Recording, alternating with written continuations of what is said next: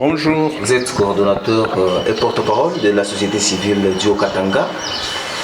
La diaspora congolaise devant le chef de l'État ont manifesté l'intention ou le vouloir de changer ou modifier la constitution en vigueur du 18 février 2006. Vous êtes de la société civile.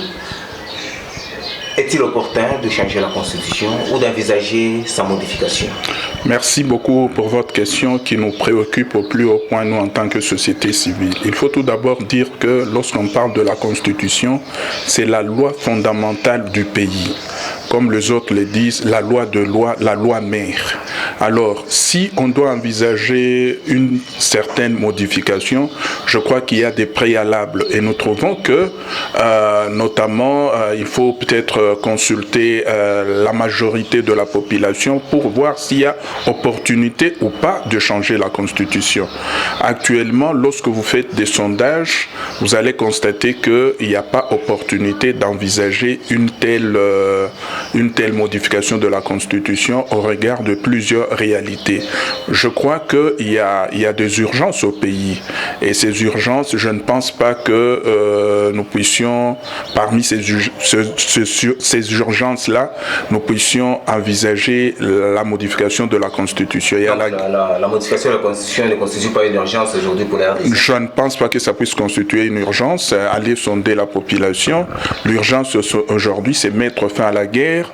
L'urgence aujourd'hui, c'est la population qui a besoin de mieux vivre, c'est-à-dire le social de la population.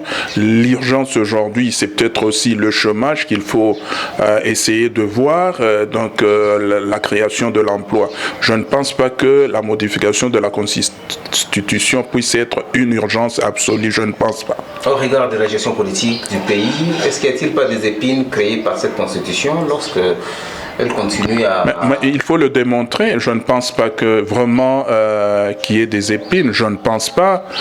Quand je dis sous réserve, parce que nous sommes en démocratie, que les autres puissent nous contredire, mais à ce qui nous concerne, avec les sondages que nous avons eu à faire, aller sonder la population, aller sonder les scientifiques, je ne vois pas qu'il y a tout cela.